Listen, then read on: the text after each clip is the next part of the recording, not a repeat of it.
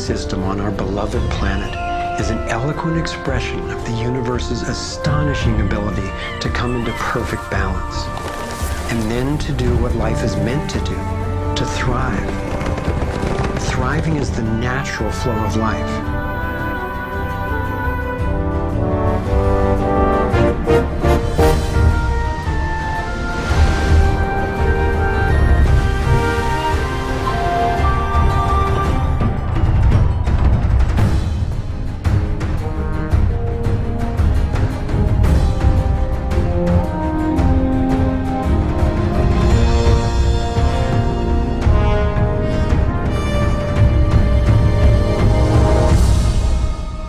Consider what is surely one of the greatest wonders of all, how a tiny egg and a single irrepressibly plucky sperm can unleash a process that brings forth in the end another one of us.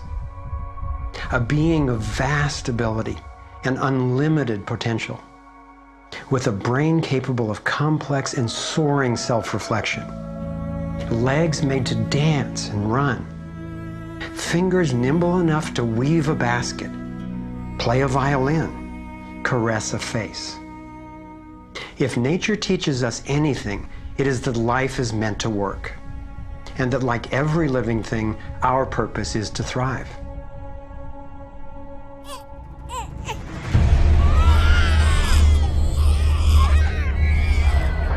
And yet, for the majority of people on the planet, life is not about thriving. It's about surviving, just trying to hang on. Is this really the best we can do? Did the universe labor for nearly 14 billion years only to bring forth a species that would end up as an enemy to life itself and to its own home? I don't think so. My name is Foster Gamble, and I have spent nearly a lifetime trying to figure out what happened. What is happening that could account for the staggering agony and deprivation on this planet? As a young man, driven by the misery I saw and by my fear for our survival, I set out on a journey, seeking to answer questions like, is it even possible for humans to thrive? If so, why aren't we? My research led me to places I never expected to go, revealing surprising discoveries that seemed unrelated at first, but which turned out to be crucially connected, as you'll see. I found a code, a pattern in nature that's been embedded in arts and icons throughout the centuries. I believe this code holds the key to a new source of clean, sustainable energy that could completely revolutionize the way all people live. I came to understand how our economic system is rigged, and I found out what we can do about it. My journey revealed ways we can claim our power to create liberating, healthy systems everywhere on Earth. I have realized that we are not a mistake. We are simply mistaken. We've been blinded to our brilliance, shorn of our strength, ignorant of our genius, unaware of our true power and magnificence. But all that is about to change. I invite you to share with me the highlights of my unlikely journey. I've created this navigator to take us through time and space. Let me show you around. On this screen, we can access what I call our vitals. It's the critical data we don't get from the corporate media, which in the US has consolidated from 50 companies down to 5 in just over 25 years. We'll use this to check on how we're really doing. The right screen tracks how to chart a healthy, sustainable course for living on planet Earth. I call these the navigating insights. And this will be our compass.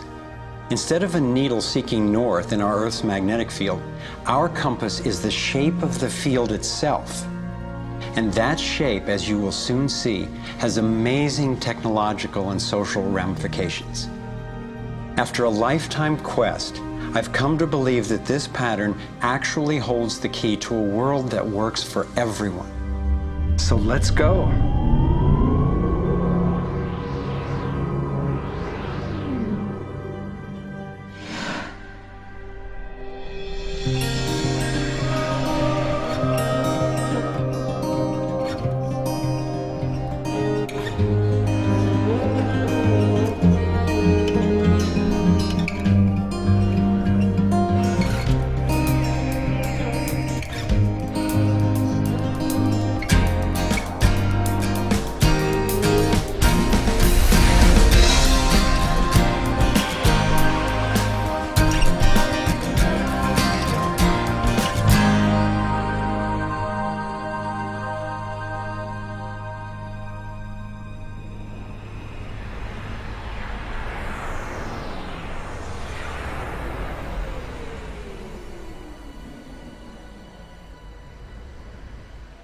I grew up in a world of privilege and power, attending elite private schools and then Princeton University. As a direct descendant of one of the founders of Procter & Gamble, I was groomed to be a leader in the establishment. But I chose a different path.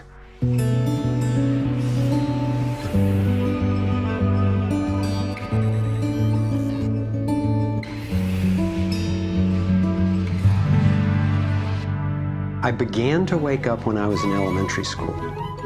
Adults were teaching me that the way to protect myself from a nuclear explosion was to duck under my desk and cover my head. That's when my serious questioning began. A couple of years later, I had a direct experience of universal energy. It happened one day when I was riding on a school bus, gazing out the window. I had a vision of a whirlpool pattern, and I just knew that the flow of energy I was seeing was the same in an atom as in our entire solar system. I felt deeply that I, too, was somehow made of that same pattern. This vision was what originally got me into science, into trying to figure out how the universe works and how we humans fit into the overall pattern of life energy. Years later, I learned that the pattern I saw is known by some in the scientific world. It turns out that in 1921, Albert Einstein got a Nobel Prize for discovering that when energy is released in the universe, there are little packets of wholeness that emerge. This pattern actually tells us a lot about how life evolves. Considering the enduring wonders of creation throughout the universe and how unsustainable so many of our human systems are, I figured learning how the universe creates and sustains life would actually be quite useful. Each of these little packets of wholeness that Einstein discovered, called a quantum, is made out of its surroundings but is distinct within it, like a whirlpool in water. These packets are always the same pattern, no matter what size, and they are surprisingly relevant to issues as seemingly disconnected as the wars in the Middle East, the global financial collapse, and how to achieve justice for everyone. We're about to explore how. Mathematicians call this pattern the torus. The energy in a torus flows in through one end, circulates around the center, and exits out the other side. It's balanced, self-regulating, and always whole. I was first officially introduced to the torus by scientist and inventor Arthur Young. Futurist Dwayne Elgin explains how the torus is the primary pattern that nature uses for life at every scale. Evolution means to unfold, to roll out. So the question is, what is the universe rolling out? And what the universe is rolling out is self-organizing systems, and you can see this at every scale. A self-organizing system is a technical term for just a system getting a hold of itself, knowing itself, essentially. And if we go to nature, we can look at and we can see these self-organizing forms throughout. We can see it in the cross-section of an orange, the cross-section of an apple. We can see it in the dynamic nature of a tornado. We can see it in the magnetic field around the Earth, a similar magnetic field around an individual. We can see it in the structure of an entire whirlpool galaxy. We can see it in the structure of a small atom. At every scale, throughout its entire history, the universe has one single project. It's growing toruses. The universe is a torus growing factory.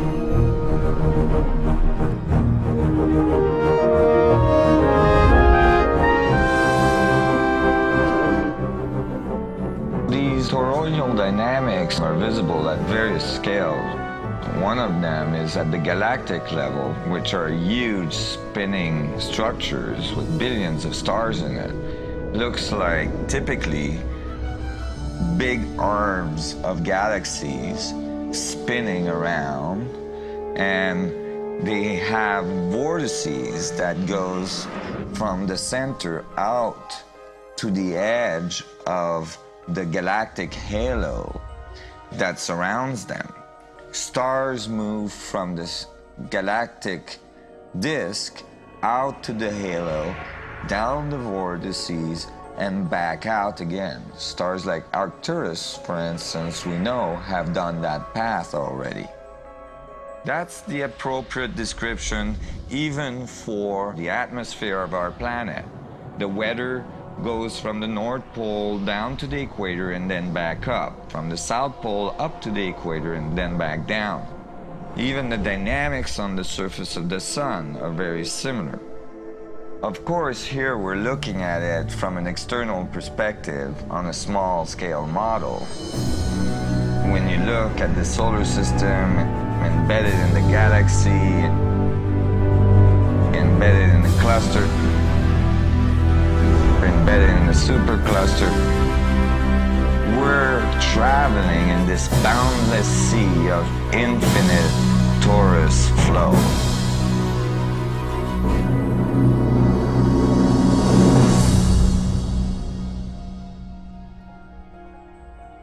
The torus is like the breath of the universe. It's the form that the flow of energy takes at every scale of existence. But there's also an underlying structure in how the flow fits together, sort of like a skeleton. It's called the vector equilibrium, a term coined by one of the 20th century's greatest thinkers, Buckminster Fuller. Inspired by Fuller's visionary work, I spent decades researching the dynamics of the vector equilibrium and the torus. I became so excited by the potential of the toroidal energy form that in 1997 I co-founded a multidisciplinary think tank called the Sequoia Symposium to study the pattern and explore its applications. Our collected research convinced me that the torus and the vector equilibrium are primary patterns, fundamental to the creation of the universe at all scales. At the Sequoia Symposium gatherings, I learned of inventors who claimed they were using the torus dynamic as the basis for devices that generated energy without combustion. This revolutionary development, accessing what's sometimes called zero point or radiant or free energy, is now being called most simply new energy technology. Given that so much of the suffering in our world is the result of lack of access to energy, I realized that free, unlimited, clean energy would be one of the greatest breakthroughs in history. It could not just improve, but actually transform the quality of life on this planet. So I began to wonder who else knew about this pattern or about this powerful potential energy source. Some of the scientists at the symposium showed me how the torus has been encoded by different cultures for millennia. Apparently, ancient cultures had embedded this code in the most enduring forms then possible, in stories, in icons, in alphabets, and buildings. Here we are at one of the world's oldest sacred sites, the Osirian Temple at Abydos, Egypt. Very little writing is found in the Osirian Temple. However, there is one very significant piece of information in that temple. It is a very faint but clear and precise drawing. It's not etched into the rock, it's not carved, it's burnt into the atomic structure of the rock in some extraordinary way. Nassim has decoded the Osirian symbol in 3 dimensions. Since our world is not two-dimensional, it makes sense that codes relaying information about our world also wouldn't be limited to flat designs. His 3-dimensional version of the Osirian symbol starts with the vector equilibrium, a perfectly balanced force field with 12 equal energy lines radiating out. They stabilize its center like the 12 spokes of a wheel. The primary pattern of balanced energy flow around this structure is the torus.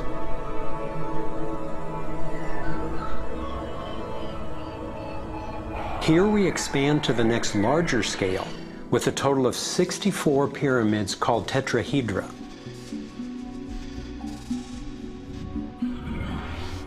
If we then put spheres in, representing the toroidal energy field surrounding each of the pyramids, and then we drop away the pyramids, we end up with a matrix that is, amazingly, an exact overlay for the Osirian icon, a three-dimensional model of the same pattern that was burned into the rock wall of the Egyptian temple thousands of years ago. Now we travel across continents, from Egypt to China, where the same geometry appears at another sacred site built in 1420. Then you go to the Forbidden City, where the sun gods reside, and where you find at the entrance the food dogs, the guardians of the knowledge. They guard the knowledge under their paw. The same geometry of 64 energy units is encoded again.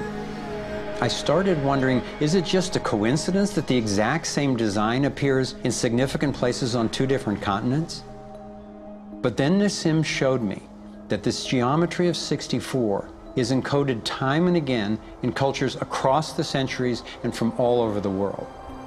The Hebrew Kabbalistic tree of life creates the same structure we just saw, with the vector equilibrium again embedded at every level. The ancient Chinese system of wisdom called the I Ching is based on 64 hexagrams, symbols with 6 lines in a set, some continuous, some broken. These can be put together as the 6 edges of a tetrahedron, and together would form the 64 tetrahedron crystal.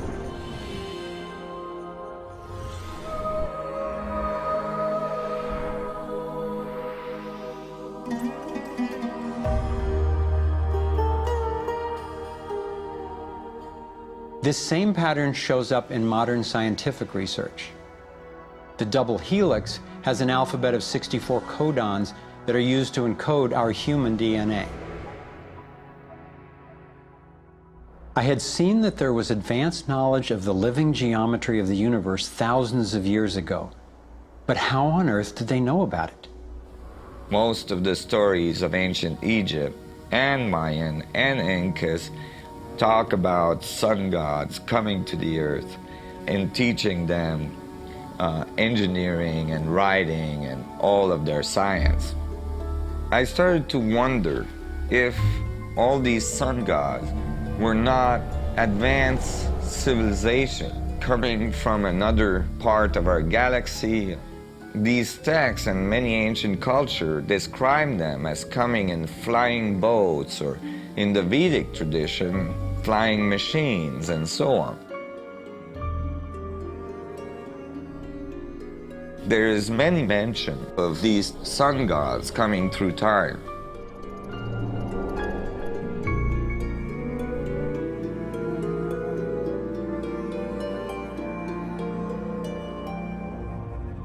Could these early pilots from beyond our world be the ones responsible for sharing the knowledge of this code?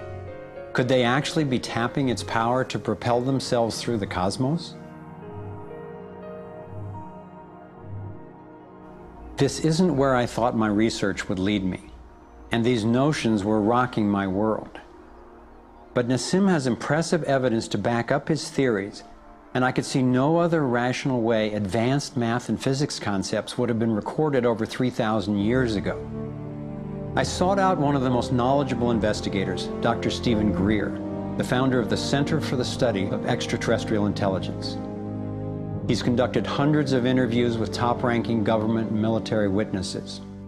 And so when we talk about extraterrestrial intelligence, we're talking about civilizations that have reached the point of being sentient like we are, but whose technologies and perhaps social capabilities are such that they've been able to become interstellar or interplanetary civilizations. And when you look at the fact that the most conservative estimates are in the Milky Way galaxy that there are at least 10,000 Earth-like planets that have intelligent life on them, and that at least half of them are likely to be as advanced or more than ours.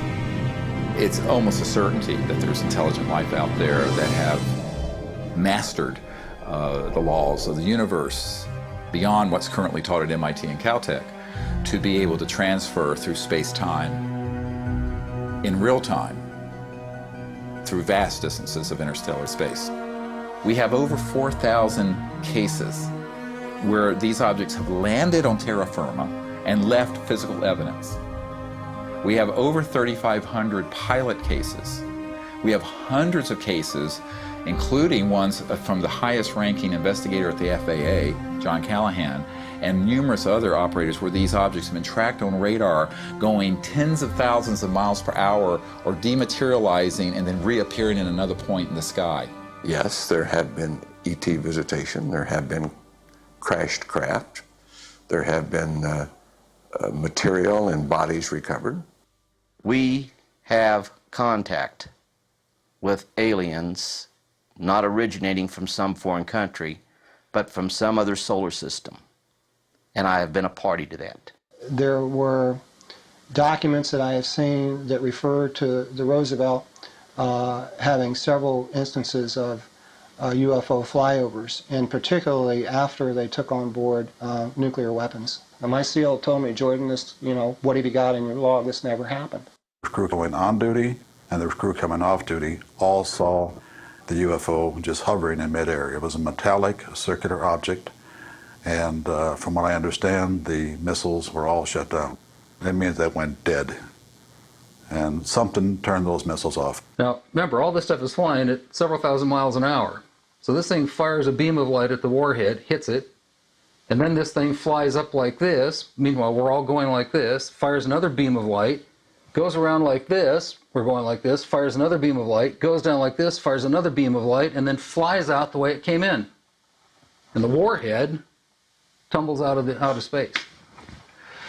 The feeling at the time was that it must have been extraterrestrial. They took the film and they spooled off the part that had the UFO on it, and they took a pair of scissors and cut it off. They put that on a separate reel, they put it in their briefcase, they handed Major Mansman back the rest of the film and said, "Here, I don't need to remind you, Major Mansman, of the severity of a security breach. We'll consider this incident closed." But who do you tell that you were involved in a UFO incident without them looking at you like you ain't wrapped too tight?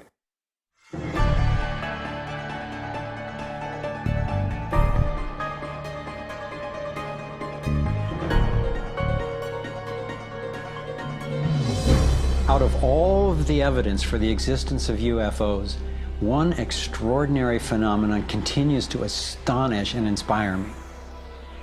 The appearance throughout the world of so-called crop circles.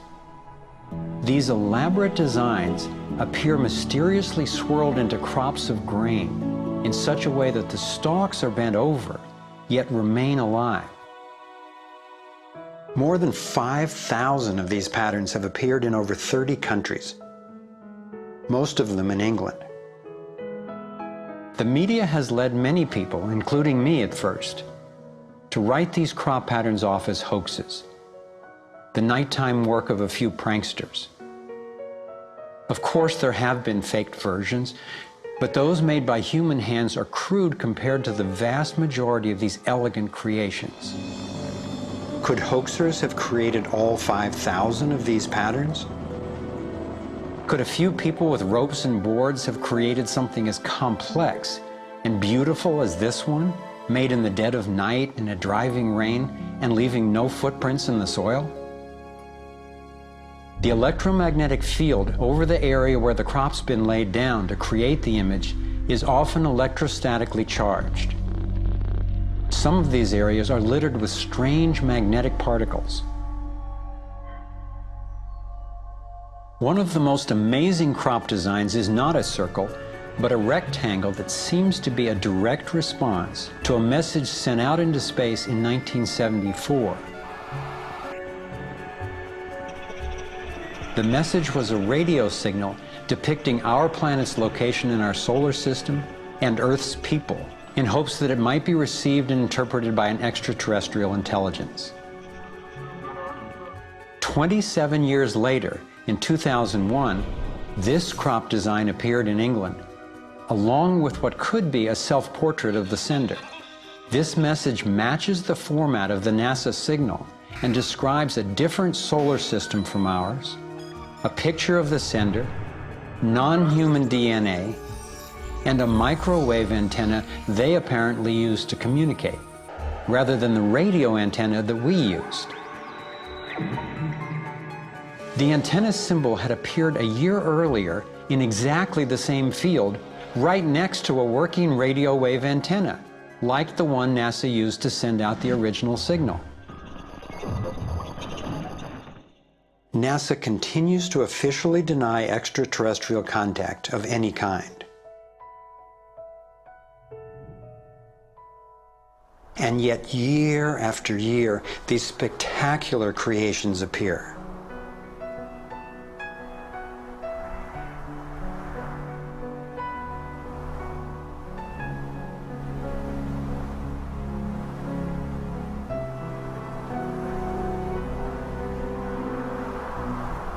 So what might these remarkable designs mean?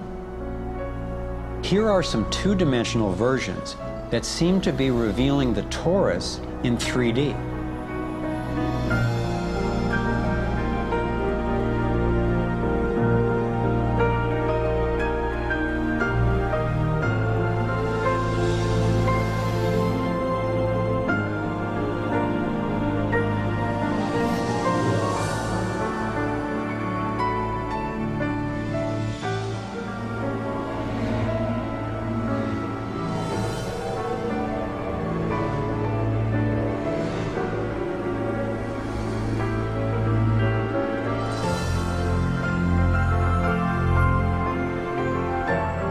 And here is the vector equilibrium.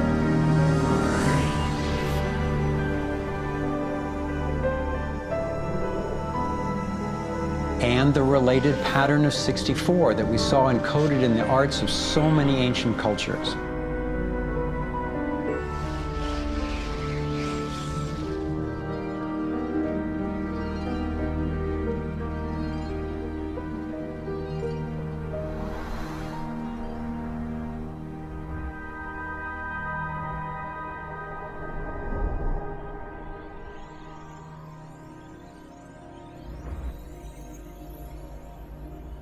When I saw the coherence between the crop circles and the ancient encodings, I thought regardless of whoever created them and wherever they're from, there must be an important purpose to these designs. They're so coherent. I've come to believe that the pattern of the torus and the vector equilibrium, especially in the form of the 64 tetrahedron crystal, is showing us how energy works in the universe so that we can learn to align with it. I believe that they're giving us a model for accessing energy in a clean, safe, and limitless way, and a new means of propulsion. What more important message could there be to get to us, and especially now, from their perspective, as we're beginning to extend our careless reach beyond our planet? I got further confirmation of this notion when I met Dr. Jack Kasher, a former professor of physics at the University of Nebraska, who has also researched UFO phenomena. Presenting at a Sequoia symposium, Dr. Kasher showed a remarkable series of drawings by a woman named Lane Andrews, who claimed to have been invited onto an extraterrestrial spacecraft. I was startled to see her detailed sketches of the toroidal energy field that she said propelled the vehicle and protected the passengers. I subsequently interviewed James Gilliland. James has many hours of UFO footage from his ranch near Mount Adams in Washington state. He also claimed to have gone on board an alien spacecraft. What blew my mind was that he had never met Lane Andrews and had no knowledge of her experience, yet he described a phenomenon that was amazingly similar: numerous ships with spinning rings of light. Could it simply be coincidental that James and Lane described the same torus dynamic, and that both of these people have been harassed extensively by government and military agencies? To some, the idea of UFOs may sound crazy, and yet from another perspective, it is completely plausible. The Earth is about 4.5 billion years old. That's 4,500 million years old. What if there's another planet that's almost exactly like us? Almost exactly. 4,501 million years old. They're a million years ahead of us. And on a galactic scale, they're almost our twin brothers. So where are we going to be in a million years? We'll have solved all these problems, and there's another way, whether it's wormholes or warping space. There's got to be a way to generate energy so that you can pull it out of the vacuum. And the fact that they're here shows us that they found a way. This is a major shock to the human system that is in process. I understand why people in our generation, people who aspire to positions of political leadership, etc., never dare go near that question, because it's a worldview challenge. It's a fundamental worldview challenge. So here we are, a relatively immature species struggling with possible self-destruction. If aligning with the torus does hold the key to a new form of clean, safe energy access, imagine the implications. This could be the most important technology breakthrough of our times. So who wouldn't want to have an energy source that's unlimited and freely available? That turned out to be a key question, and that's what led me down the next rabbit hole.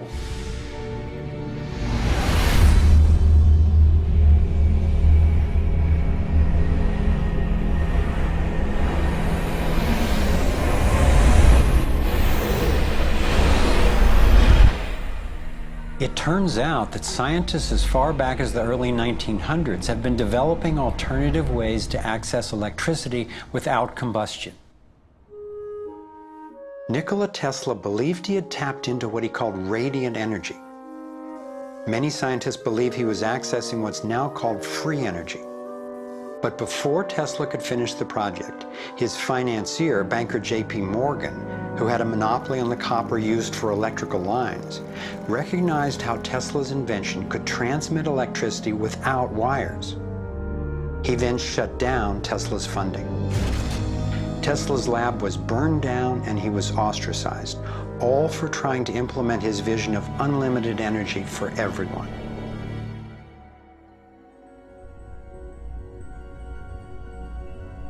A modern-day inventor, Adam Trombly, was inspired by Tesla's work and by the possibilities of the torus.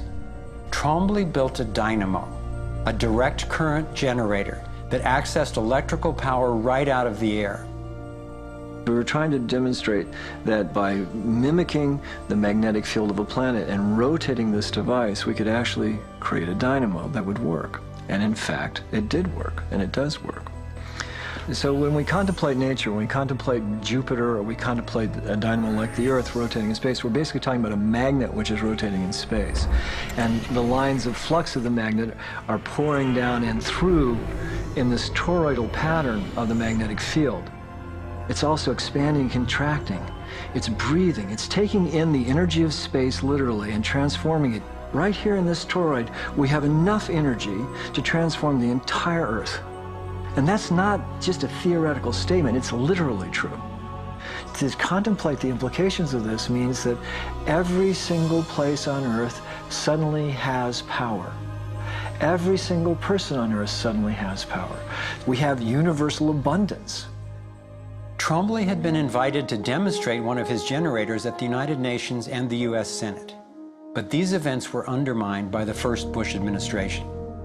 Then the device itself was taken in a government raid. Trombly's experience isn't unique. Almost every time I found an inventor with a promising new technology in the field of free energy, he told a similar story of suppression. Inventor John Bedini began working with Tesla's theories of radiant energy decades ago and has produced an assortment of battery charging devices that generate more energy than it takes to run them. He announced that he was going to start offering them at low cost. Soon after that, he was attacked in his lab and warned not to produce the devices. For his own safety, he had to let go of marketing free energy. These are all devices from labs I personally visited.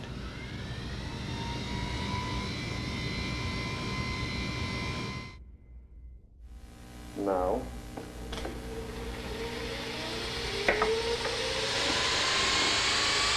Now, the quality of this footage is obviously poor, and I'm not expecting this to convince you. My point is that being there with these inventors, accompanied by experts, and seeing these new energy devices in operation convinced me that the technology is real. And the implications of that to me are absolutely thrilling. Canadian John Hutchison not only created some free energy batteries, but also used Tesla's theories to counter gravity, to make objects float. This could revolutionize the field of propulsion. His lab was raided and equipment was taken by police and government officials in 1978, 1989, and again in 2000. One of the scientists we were going to interview for this film was Dr. Eugene Malov, an engineer from MIT and Harvard, and editor of Infinite Energy magazine, which covers both theoretical and technological developments in the new energy field.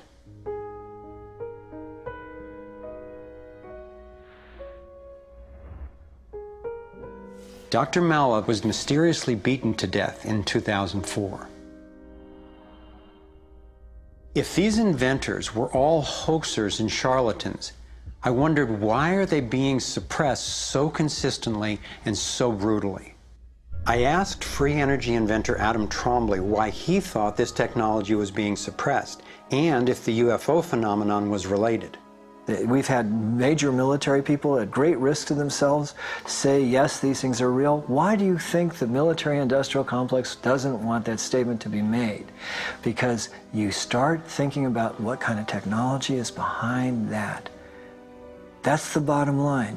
The suppression of UFO phenomena is hand in hand with the suppression of so-called free energy. The energy is extracted from the fabric of the space around us, which means it cannot be metered.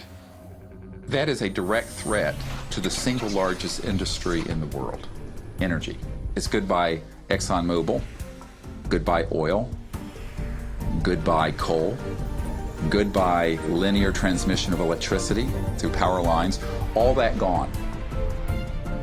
Unfortunately, it's someone's $200 trillion piggy bank. The proven oil and gas and coal reserves are worth north of $200 trillion.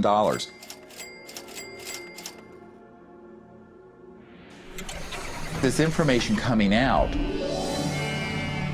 would completely change geopolitical power more than anything since, well, in recorded human history. And it would happen in a generation.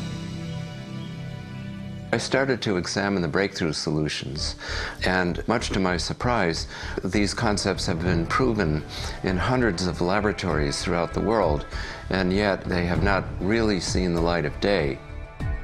Rather than smashing things together and trying to control the explosion, these new technologies rely on blending, of dancing with what naturally is.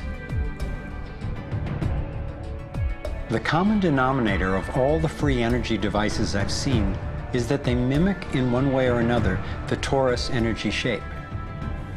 You don't have to believe in free energy technology to be concerned about the repression of ideas and inventions.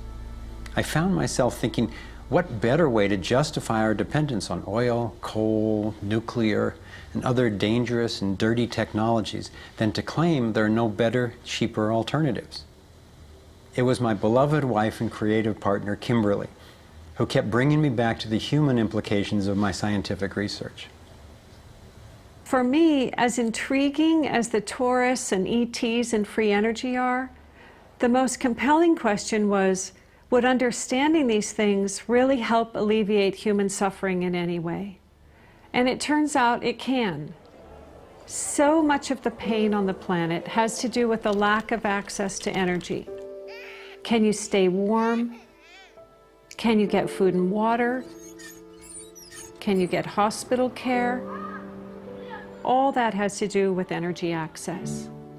If there is a fundamental pattern, which makes sense to me that evolution would be efficient in that way, and we can align with that pattern to create new technologies that will solve these problems, then it's worth it to me to open my mind to these socially taboo subjects.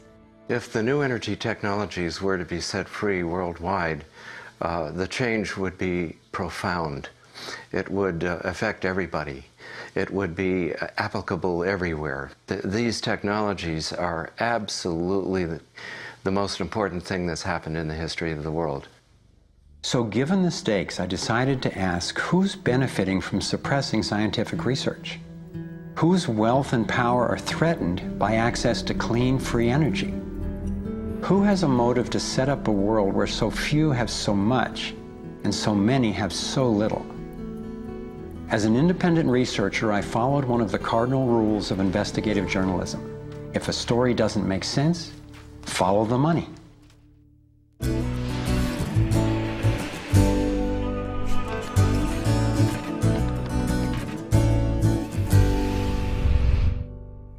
Our being dependent on oil ensures that energy corporations continue to reap phenomenal profits. I see them committing huge resources to undermine energy alternatives, to control global reserves, and to maintain high oil prices. They have enough money and influence to suppress anything that might threaten their monopoly. So who's behind the huge energy corporations? The Rockefellers' oil empire got started in 1870 when John D. Rockefeller founded Standard Oil and became America's first billionaire. Standard Oil has since morphed into ExxonMobil and others. And the Rockefellers control our food as well. They were primarily responsible for the global shift to large-scale petroleum-based agriculture. I remember the so-called Green Revolution of the 1960s and 70s. Like most people, I thought it was a great thing. It was, however, based on the planting of huge plots with a single crop using vast amounts of oil-based fertilizers, herbicides, and pesticides. The Green Revolution was the brainchild of the Rockefeller Foundation's Natural Science Division in partnership with large agricultural corporations. Petroleum-based agriculture provided vast new profits for the oil industry, but never lived up to its promises of ending hunger and promoting health. The Green Revolution did at first increase productivity because every bit of soil was being used for immediate production. But its true costs can now be seen. Taxpayers pay billions in subsidies to giant agribusiness corporations. Small family farms have all but disappeared. Biodiversity is destroyed. Toxic chemicals poison farm workers and pollute the land, water, and our food supply, endangering the health of us all. As of 2010, approximately 1 in every 7 people worldwide did not have enough to eat. The giant corporations who had brought us chemicals for chemical industrial agriculture, and they were talking about 3 instruments to consolidate the food chain.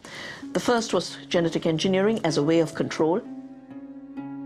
The second was patenting seed and patenting life as a way of control, declaring seed to be private property, treating the saving of seed by farmers as a crime, as a theft of intellectual property. And the third was so-called free trade treaties that would rob ordinary people, farmers, growers, of their freedom to save seed. The design of Terminator technology to create sterile seed in order to impose even more dependence of humanity on a handful of corporations is the ultimate step in this. We are, through what we are doing with seed, literally for the first time, creating a new colonization, which I call the colonization of the future.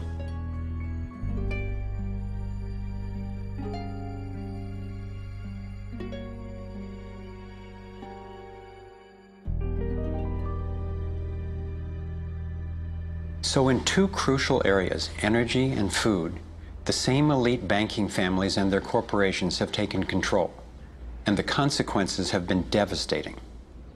For me, it was overwhelming at first to discover such a monopoly of influence, but I knew it was important. Like learning you have a tough but treatable disease. It helps to understand what's causing it and how it operates if the goal is to cure it. So I continued my investigation. If oil and food are controlled by the big banking families, where else does their influence show up? As I followed the money, I began to see this same pattern of control in just about every area of our lives. and I always found the same families in charge, either directly through their banks and corporations or indirectly through their major foundations. Again, it was the Rockefellers who created the National Education Association with help from the Carnegie Foundation and later from the Ford Foundation. What the captains of industry wanted from our schools was an obedient and docile workforce who would be manageable employees and eager consumers. Schools are to establish fixed habits of response to authority. That's why it takes 12 years. You're to respond reflexively when anyone in a position of authority tells you what to do.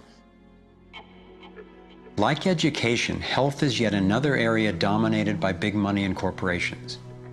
The American Medical Association, for example, is largely funded by the Rockefellers, who use their funding to influence AMA research and decision-making.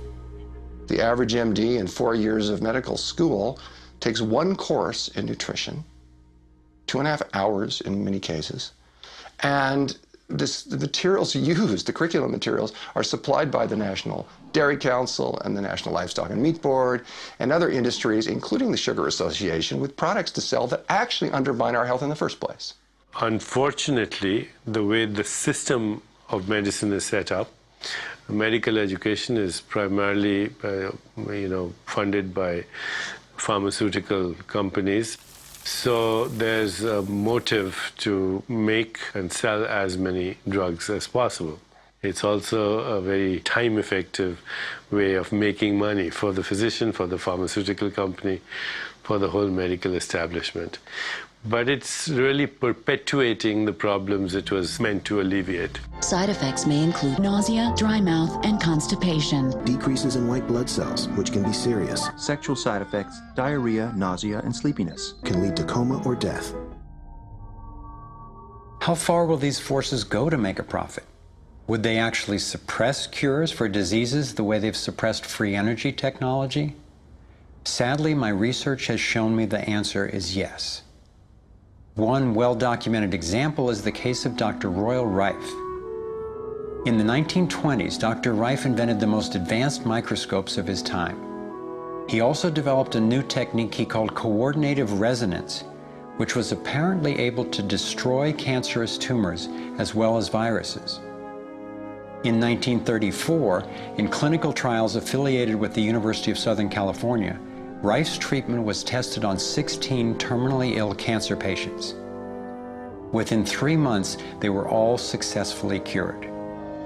Soon after, a lab testing Rife's technology was burned down and a frivolous lawsuit was filed. Through the efforts of Morris Fishbein, head of the Journal of the American Medical Association, Rife was essentially shut down and ruined, his brilliant and promising work all but forgotten. It was really hard for me to consider that someone might actually be suppressing cures. And cancer has run through my family like a raging river. I found out that it's all about patents. If a pharmaceutical company can patent and make money from treatment, especially one that we have to keep on using, then that's what we get. Otherwise, we don't even hear about it. It's not just Rife who got shut down.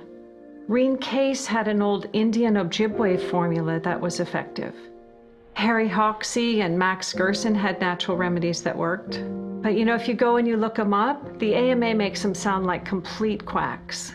And that's where following the money has been so helpful, because the same powers who control the AMA and their research and funding control the pharmaceuticals. So there's a multi-trillion-dollar financial incentive to suppress cures that can't be patented. Knowing that cures exist has not taken away the anguish I feel from losing so many people I love to cancer. It's given me something really satisfying to do with the pain. And I believe when we take the love and devotion that we have for everyone who's died and who will die unnecessarily, and direct it to developing and getting these cures out to people who need them, we can break this cancer legacy and heal.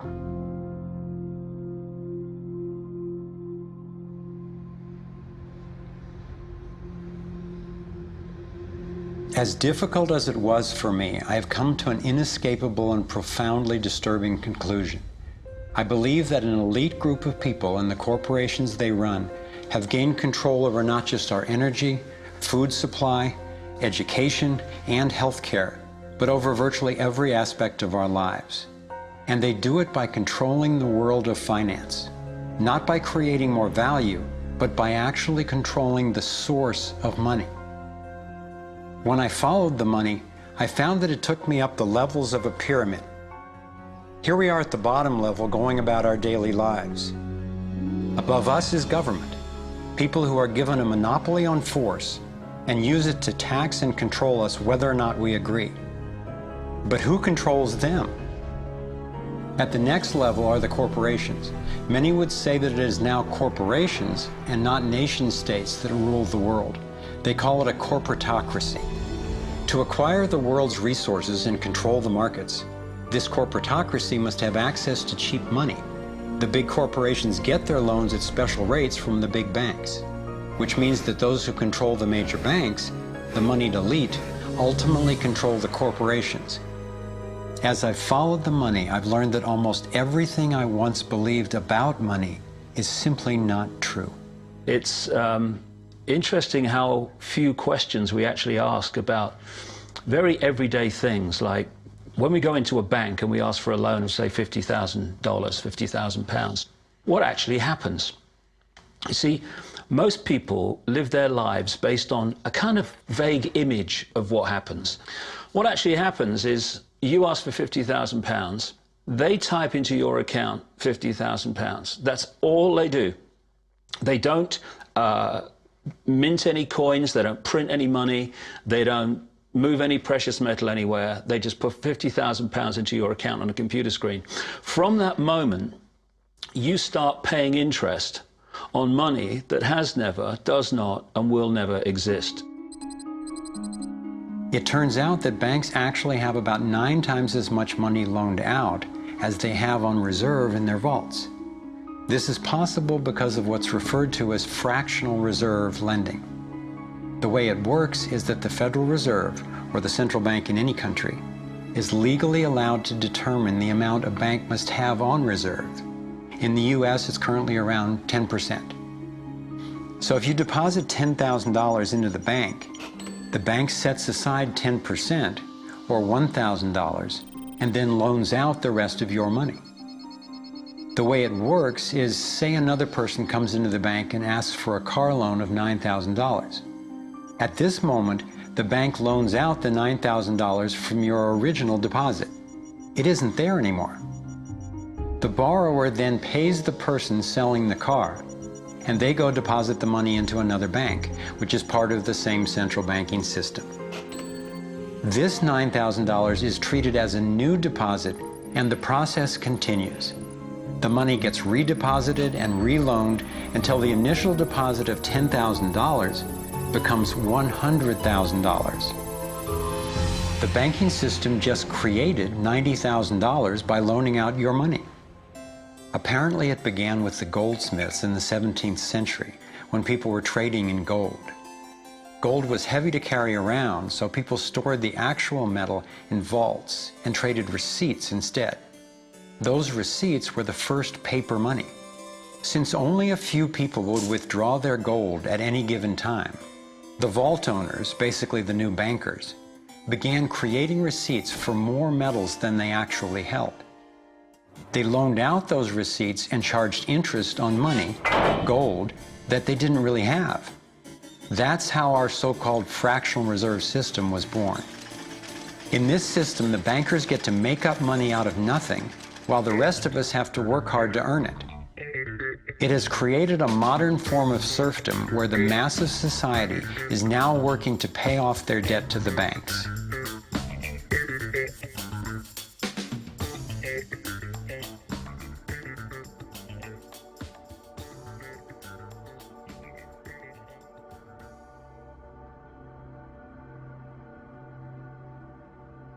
Under this fractional reserve scheme, we inevitably become debt slaves to a ruling class of financial elite, not because they are better or smarter than anyone else, but because they have rigged the system to benefit themselves at the expense of most people on the planet. Catherine Austin Fitts is an expert on this issue. She was an Assistant Secretary of Housing and Urban Development under President George Bush Sr., and then an advisor to the Clinton administration. Let's set up a game of Monopoly and you want to buy Park Place. What I can continually do is just print money, give myself more money, lower the value of your money by printing more. No matter how hardworking you are or how successful you are, I can always end up buying you for free. So how come if you or I make up money, it's called counterfeiting, but if the banks do it, it's increasing the money supply? How did the banks get this power? This is Jekyll Island, where in 1910, representatives from the Rockefellers, Rothschilds, Morgans, and other private bankers gathered secretly to draft the legislation that would create the Federal Reserve. Ed Griffin literally wrote the book on what happened at Jekyll Island. Central banks are banking cartels which have gone into partnership with the respective governments in the countries where they operate. And they've been given monopolistic power over the creation of the nation's money supply. That's what the politicians handed to them as a gift, you might say, for the partnership. Now, in return, what did the bankers do for the politicians? They promised to create money out of nothing, now that they've got this legal power to do it anytime the government needs it. And since 2008, we've witnessed the greatest fake money printing run in recorded history. This financial sleight of hand disguises the costs, hides who's to blame, and leaves us as debt slaves working to pay off the bill. I found it revealing that in the same year the Federal Reserve was founded, 1913, the Internal Revenue Service was also established. An income tax was then instigated so you and I would have to pay the politicians' debt plus interest to the bankers. The problem is we have a privately owned central bank system in the United States disguised as a government-owned system. Now, if you look in the telephone book here in the Washington, D.C. area, you look up for Federal Reserve in the blue government pages, it's not there. It's in the white pages right next to Federal Express. It's a privately owned central bank. What is the proper relationship, what should be the proper relationship between a chairman of the Fed and a president of the United States? Well, first of all, the Federal Reserve is an independent agency, and that means basically that there is no other agency of government which can overrule actions that we take. There is no other agency of government which can overrule actions that we take. We have a private bank that prints money on behalf of the Treasury. The Federal Reserve prints money on a debt-based system which creates scarcity. But it puts a group of insiders in a position of having access to all the data about the economy when we don't. So you have a small group of bankers who understand the data on how the money works in the economy, and it gives them the ability to print money in a way that the insiders are protected and everybody else is drained. Catherine went on to compare a healthy economy to a vibrant torus, balanced, freely flowing, and energized throughout, in contrast to what's happening in our current economy. What you have is a system that's very dynamic, and it's trying to optimize. But intertwined in the core of it, you have a tapeworm. The way a tapeworm works in your body is it injects a chemical into your body that makes you crave what's good for the tapeworm and bad for you. You have a parasite that's very much manipulating and engorging itself at the expense of the whole. We live in a tapeworm economy where the financial elite are the tapeworm and they're feeding on us. And they don't like it when people blow their cover. After Catherine began exposing government corruption at the highest levels, the FBI raided her company and seized its assets. She was dragged through the courts for 10 years before being found innocent.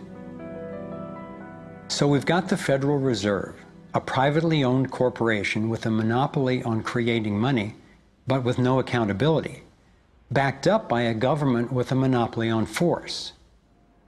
The country got sold on the Fed as an institution that would help stabilize the economy and remain independent of politics. But in fact, in close to a century of existence, the Federal Reserve has done just the opposite. Since they took charge, we've been robbed through inflation, and the purchasing power of the dollar has declined more than 96%. And the wealth gap makes it clear most of the money is going to a very few. Only 16 years after the Federal Reserve was in power, America experienced the Great Depression.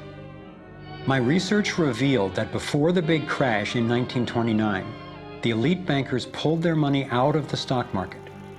After the crash, they used that money to buy up cheap stocks and smaller failing banks for pennies on the dollar. Among the bankers who consolidated their wealth this way were the Rothschilds, Rockefellers, and Morgans. A similar scenario played out in the 2008 financial collapse, with the same bankers benefiting. In the years leading up to the collapse, the biggest banks, including Bank of America, Citigroup, and Chase, controlled by the Rothschilds, Rockefellers, and Morgans, were bundling and trading bad loans that they knew would eventually fail. It's like putting rotten oranges in a box and selling them as grade AAA. The bundlers of the debt knew it was only a matter of time before someone would open that box and see that the content was worthless, since they were the ones who packed the boxes in the first place. When the rotten oranges, what we hear about as unsound loans, derivatives, and credit default swaps, were finally discovered, everyone was impacted. People lost their homes, their jobs, their businesses, and their retirements. Meanwhile, the biggest banks who created the problem in the first place were the ones who got bailed out. Why's that? Why would the Federal Reserve give trillions to the banks, even though the majority of Americans were against bailing them out? And why not help those most in need rather than the perpetrators of the financial collapse? My research led me to believe that the same people who created the Federal Reserve, the Rothschilds, the Rockefellers, and the Morgans, still control it, and they use this scheme to bail themselves out at our expense. Many of the banks created are still the most powerful lobby on Capitol Hill, and they, frankly, own the place. I'm convinced that the near collapse of the economy in 2008 resulted from an orchestrated pump and dump scheme designed and executed by the big bankers to consolidate wealth and power. David Icke explains how he sees the Federal Reserve rigging the so-called business cycles. Stage one, it's like throwing a fishing line out. Stage one, you put lots of money, units of exchange, into circulation. You do this by pushing interest rates down, by making lots of loans. This is the part of the cycle we call a boom. Because there's lots of units of exchange in circulation, there's lots of money changing hands. That generates lots of economic activity. That generates jobs. And as more and more money is spent, there's more demand. So companies take out more loans of fresh air money to increase their production. People get confident in their everyday lives. Hey, you know, I work for this company, they've got lots of orders, it's really going great, my job's safe, I tell you what, we can have a bigger house. Then they start to change it. What they do is they pull the fishing line in. They push interest rates up. Now, fewer people, are taking out loans, and they make the criteria for having a loan from the bank stronger anyway. And also, now, as interest rates have gone up, a larger part of people's income is going to pay back the extra interest and not being circulated in buying things. Suddenly, there's nothing like as much money in circulation, and therefore, fewer things are being bought. Companies start to go down in terms of their profits. They start to shed jobs, and they start to go out of business. People lose their jobs, they can't pay the mortgage anymore of the big house they took out in the good times. Now what the banks are doing is starting to reel the fishing line in, because as they go bankrupt, companies and individuals, the banks get the real wealth, the property, the land, the resources that they had signed to them for lending merely figures on a screen. Now this economic cycle of fishing line out, fishing line back, lots of units in circulation, pull them in, has been going on for centuries. And what it's done, it's stolen and accumulated the real wealth of the world in the hands of the few.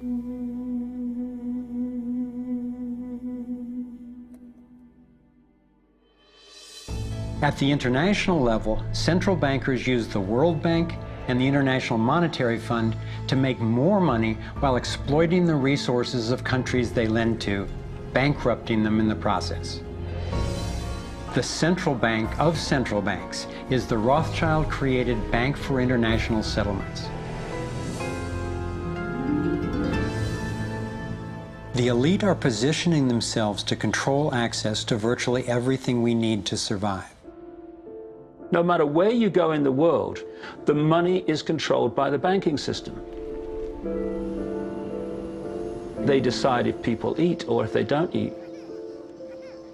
Who's a billionaire and who lives on less than $1 a day? He who controls the money controls the world, and a very few control the money.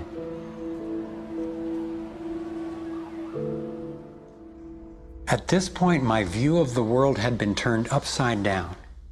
I was struggling with the realization that the failure and suffering of so many is actually success and fulfillment for a few.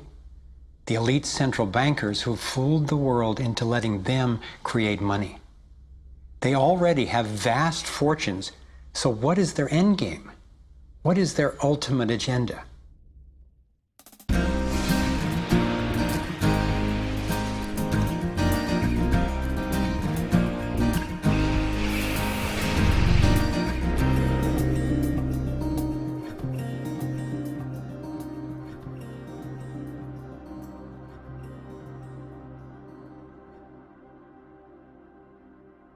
I kept running across compelling evidence and credible experts saying that the secret agenda of the banking elite is nothing less than total global domination.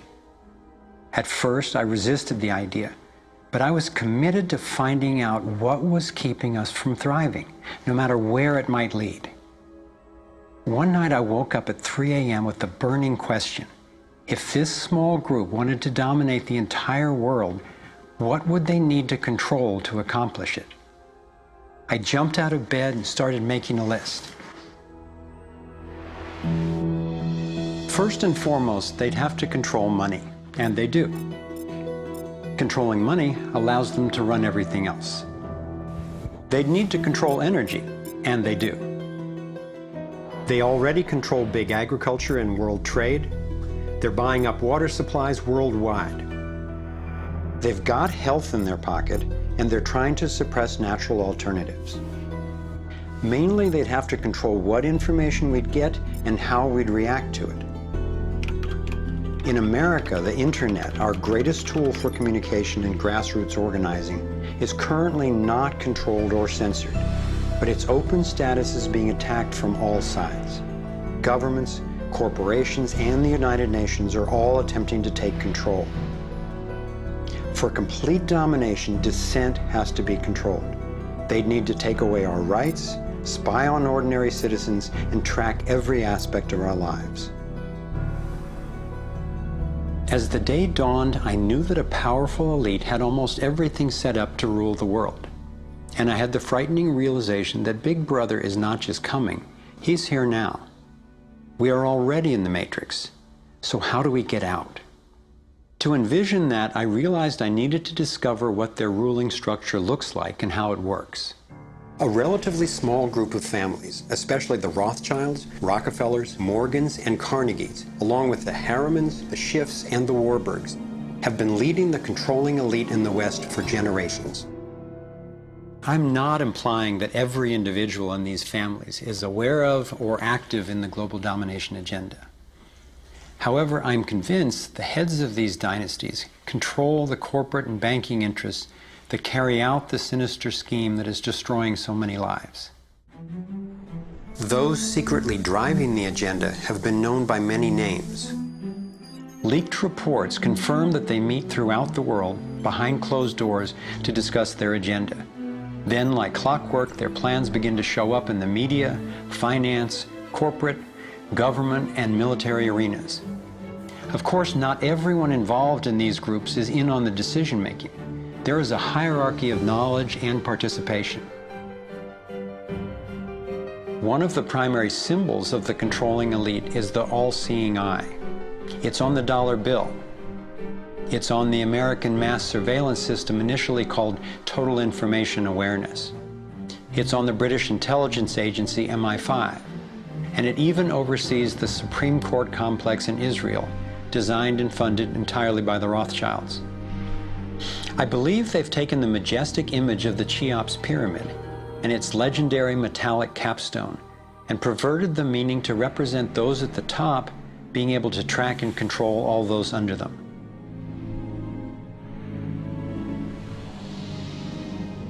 One of the painful ways this information has been used is by people who want to promote anti-Semitism. They wrongly call this a Jewish agenda and continue the ongoing racism that undermines and destroys so many lives. Let me be clear, this is definitely not a Jewish agenda. It's been documented that central bankers even funded both sides of World War II, as well as some of the corporations associated with Hitler's atrocities against the Jews. Since these people have more money than their families would need for generations, and since they have the power to create money, I don't believe wealth is their end goal. After you have all the material things that you could possibly want in life, what is left to excite you? And for many people, the answer is power, global power. They became intellectually elite. They began to think that they had a plan that was better than anybody else's plan. They got the idea that freedom is dangerous. If you give people freedom, you know what? They're probably not going to use it wisely like we think they should. We are smarter than they are. And for their own good, we should rule them. As I came to accept the idea of a ruling elite planning for total global domination, I began to hear these same people actually talking more boldly and publicly about it, only they call it the New World Order. When we are successful, and we will be, we have a real chance at this New World Order. It is a new world order with significantly different and radically new challenges. A new world order can be created. It's a great opportunity.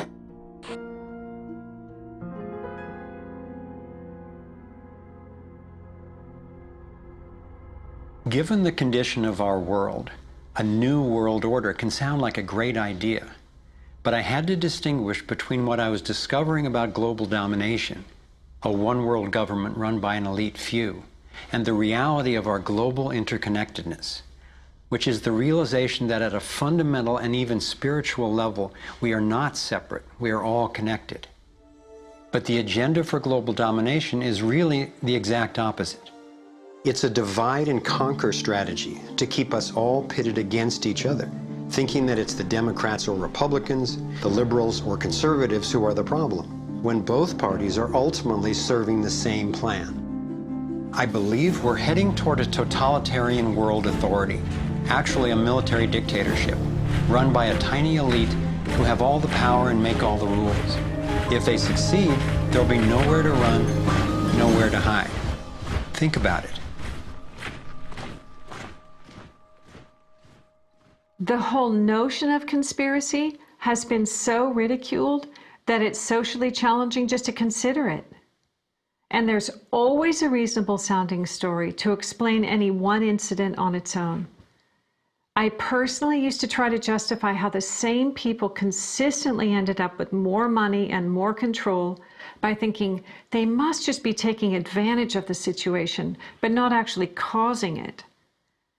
But after nearly a decade of putting the issues and the evidence together, I am convinced it is not random, and that a few very powerful banking elite families and their political and corporate partners do have an agenda to dominate and control the rest of us. Once I got the reality and the scope of the agenda, I really had to think, how much do I want to know about this? Do I want to focus on the worst of what human beings are capable of? I decided it is worth knowing who these people are and how their organizations operate, because on the other side of the rage and the sadness are clarity and strength, the power we have to focus our efforts effectively now that we understand what's really going on. The greatest prison that people live in is the fear of what other people think. What happened to me as a result of all the ridicule I went through is that I stepped out of the fear of what other people thought. And it's only when you do it that you realize what a prison you lived in before. And what it gave me was a personal understanding of how easy it is for a few to control the many. All you have to do is dictate the norms in society, what is considered right and wrong, moral and immoral, good and bad, sane and insane, possible and impossible. And you build what I call a hassle-free zone. And if you live your life within that zone of perception, belief, and what you say and think, then people will leave you alone because you're normal. Once you step out of that pen and you start to express your uniqueness, what the Illuminati have created is a whole human population of prison warders who are jumping on those that are stepping out of the norm. And it's interesting, when you get to the edge of that hassle-free zone in what you say and you think, you're not thinking, if I do, what about the head of the World Bank? What's he going to say if I do this? No. We're saying, what will my mother think? What about the guys down the bar and the people at work? What will they say? And what the Illuminati have done by creating the norms, they have created an absolute army of people to impose those norms on each other. Their grand strategy for global dominance is already being implemented.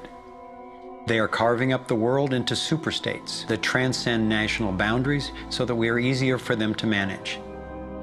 They have already established the European Union and the African Union. Politicians from the United States, Canada, and Mexico, under the title of the Security and Prosperity Partnership, have been working on the northern part of what could arguably be called plans for an American Union. This has been going on for years without citizen or congressional consent. A Pacific Union is already in process. This is the organizational chart for global tyranny, the structure for complete control. Here are two of the most powerful men in Europe talking about moving to a single world government. It is extremely important that we, in this new ownership of global governance, have, particularly on both sides of the Atlantic, the implementation of the same rules in the same fashion. 2009 is also the first year of global governance, with the establishment of the G20 in the middle of the financial crisis. On the international level, the central banking elite have put huge organizations in place to implement their policies, including the World Trade Organization, the World Health Organization, the World Bank, and the International Monetary Fund. John Perkins is a man who knows from decades of his own experience as a so-called economic hitman how the collusion of banks, corporations, and governments has taken over countries around the world.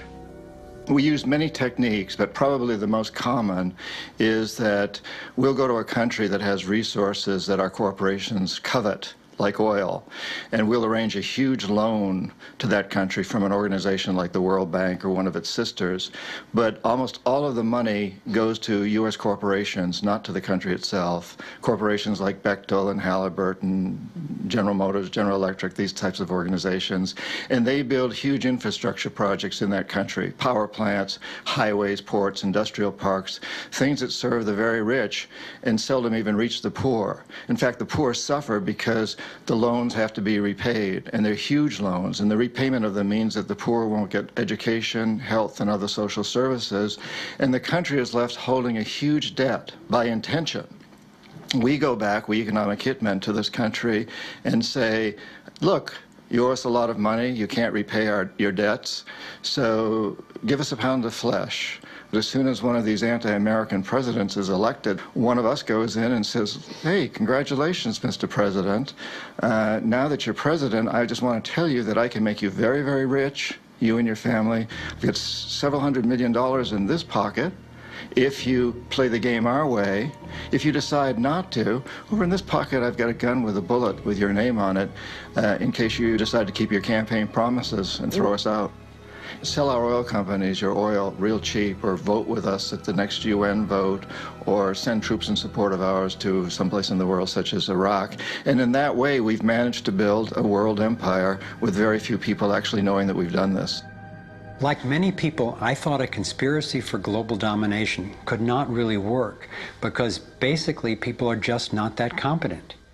I thought there's no way they could pull off such a scheme at the necessary level of control and secrecy. One of the false hopes is this is all happening because government is incompetent, and it's a giant mistake, and people really don't know.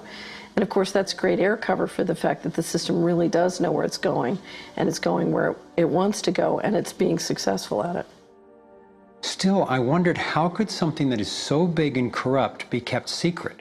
It's a simple structure, and if it wasn't simple, it wouldn't work. And it can be likened to a compartmentalized pyramid.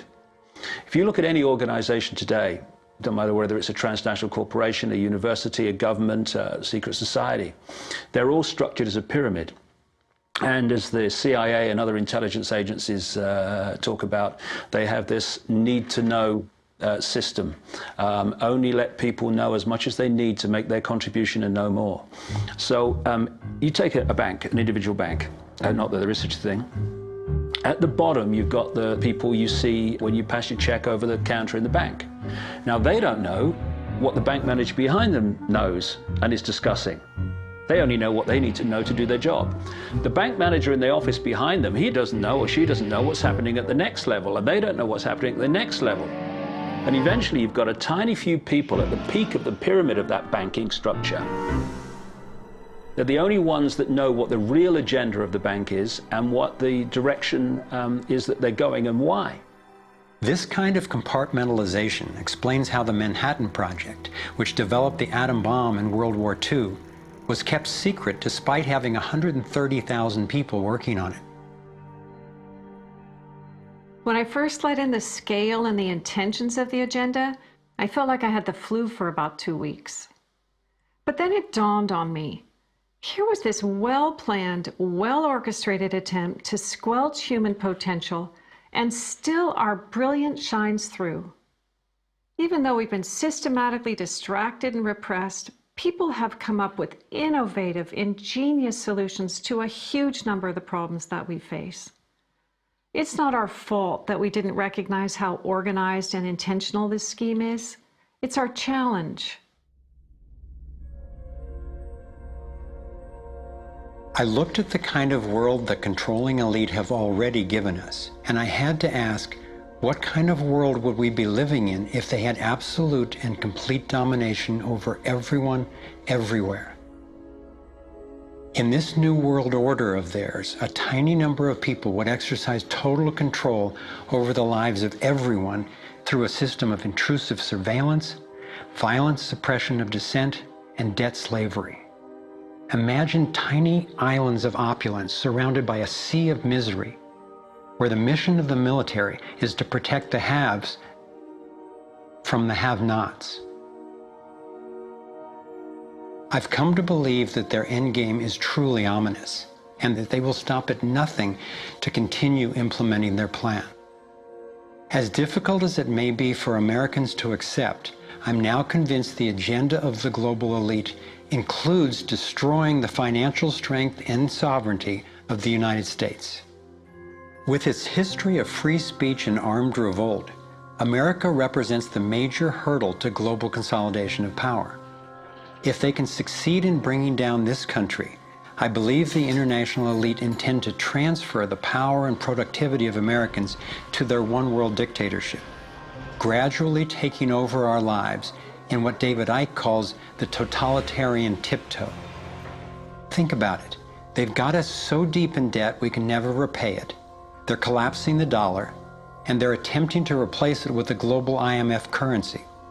This press for a global cashless electronic currency would enable a central authority to financially disable any individual or group in an instant. Now, for the first time in history, international taxes are being proposed under the pretense of addressing climate change.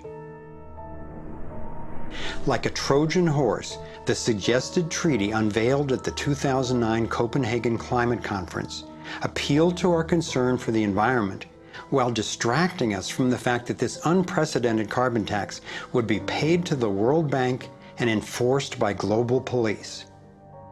There are ways to address our obvious need to curtail pollution without creating a tax base for tyranny.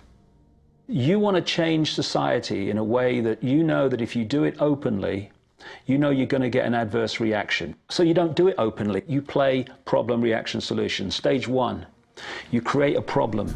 It could be a terrorist bomb, it could be a 9/11, it could be a run on a currency, it could be a stock market collapse, a government collapse. You tell the people your version of A, who did it, and B, why. And at this point, problem, reaction, solution would fall down if we had a media that was in any way related to journalism.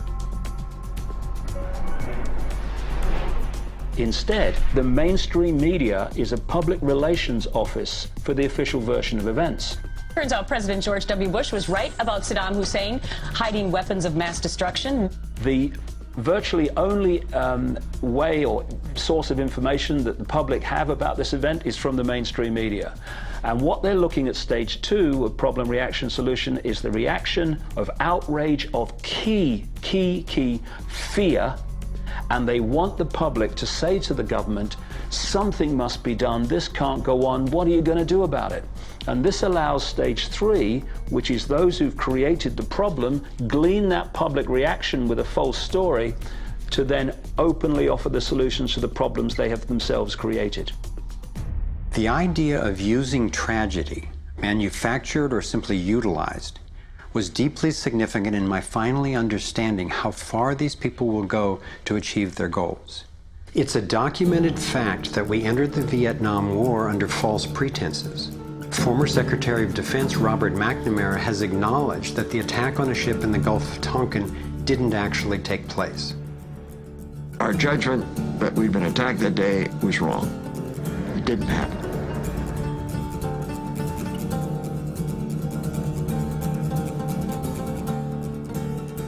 More recently, former President Bush used non-existent weapons of mass destruction as a pretext for invading Iraq. Tactics like this are sometimes referred to as false flag operations. An increasing number of people believe that 9/11 was a false flag operation by the global elite in order to set the stage for taking over Middle East oil and dismantling U.S. constitutional protections. There are lives in the balance. There are people under fire. There are children at the cannon. There is blood on the wire. There is blood on the wire. There is blood on the wire. There is. Most of what's needed for a police state is actually already in place. Right now in America, any of us can be imprisoned without warning or due cause, and we can be kidnapped, tortured, and assassinated legally if the government decides what we are doing is a threat to their plan. All they have to do is name us as a suspect in their so-called war on terror. We're being watched more and more. In 2010, there were 30 million surveillance cameras recording us in the US alone. When we demonstrate, we're now relegated to what are euphemistically called free speech zones. Zones for free speech? Every phone call and email we send is collected and archived and can be inspected at any time. Our driver's licenses and passports have computer chips implanted in them to track our every move. And now hospital patients are getting these same chips implanted under their skin. In fact, it was Procter & Gamble who developed these chips, initially for tracking their products. It's always offered as a way to help, but even an assistant director of Central Intelligence has admitted it's an entry point to getting all of us chipped for better tracking and control. These would-be controllers, through the U.S. Space Command, have outlined a plan called full spectrum dominance. Sophisticated satellite surveillance, as well as directed energy and laser weapons, which are already developed, have the ability to target dissenters anywhere on Earth. I believe they are also trying to ensure they can deal effectively with any resistance. FEMA containment camps and railroad cars with shackles have been recently constructed or refurbished all over the United States for use in what officials call times of pandemic or civil unrest.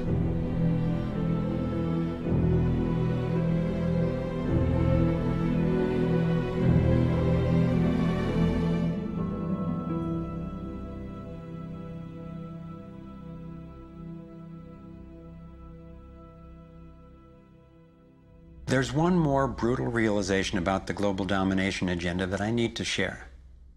This was a horrible one for me to grasp, but without it, this inquiry would be dangerously incomplete, and our solution strategies would be inadequately informed. In my research, I came across convincing evidence that their plan actually includes the elimination of the majority of the world's population. As sick as it sounds, it makes sense that they would be better positioned to succeed in their quest for absolute control if there are fewer of us to manage. Every time I've thought they wouldn't do that, I discovered I was wrong. I found startling documentation that eugenics is one of the core pillars of their plan. Eugenics is the practice where some people get to decide who's worthy to breed and who's not. Sterilization is one of the many insidious ways this covert plan is being implemented. In 1904, the Carnegies funded the first eugenics laboratory in Cold Spring Harbor, Long Island.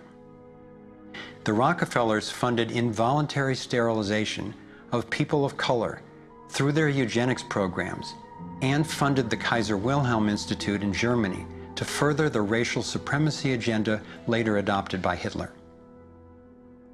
In 2007, the U.S. Department of Agriculture and Homeland Security funded a proposed project to aerial spray over 7 million people in urban areas of Northern California.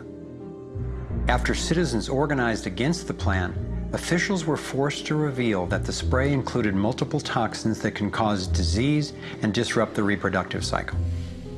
Fortunately, civil resistance stopped the project.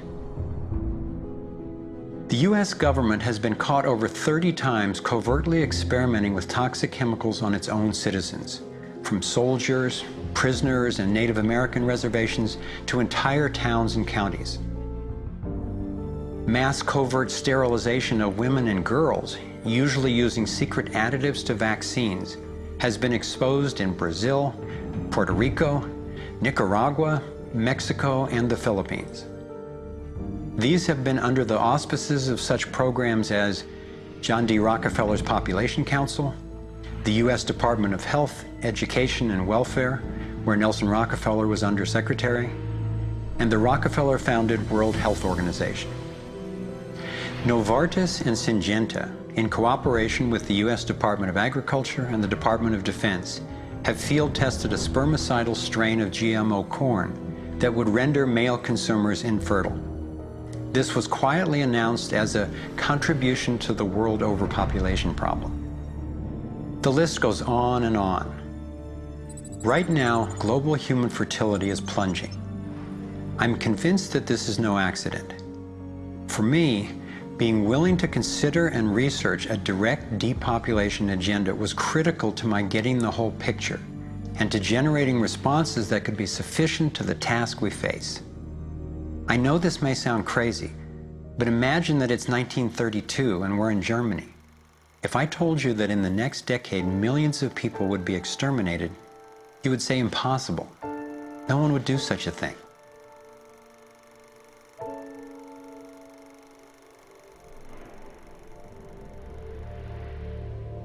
This is what depopulation looks like today. I'm convinced that I'm not overstating the case. Could I be wrong? Perhaps. But what if I'm not? We are at a critical fork in the road in human evolution. One road is leading toward tyranny and possible self-destruction. The other would lead us to a peaceful, healthy civilization based on honoring the rights and freedom of every single person on the planet.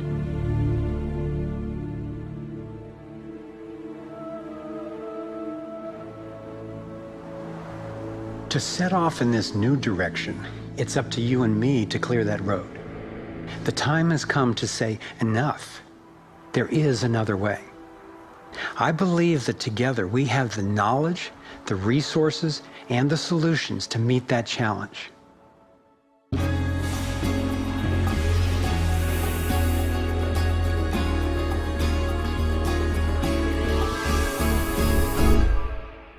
I see this process as nothing less than a struggle for the soul of humanity. It begins with a shift in worldview, answering the question, who are we really? What is human nature? Are we humans what the elite would have us believe? Stupid, greedy creatures who, if left to our own devices, would devolve into violence and chaos, and so for our own good must be ruled over by a self-appointed elite? Or are we naturally caring and creative?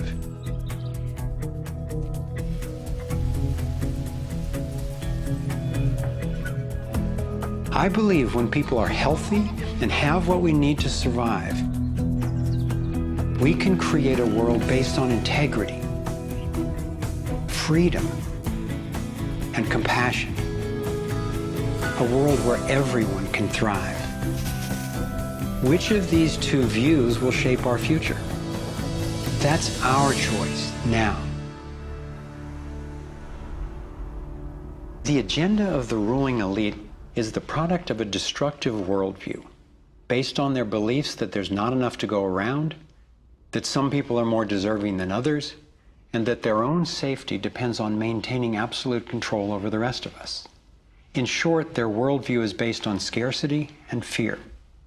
But as powerful as they are, the architects of the New World Order cannot create their dreadful vision without our collusion. To stop them, to render their agenda obsolete, we have to wake up. We have to take action.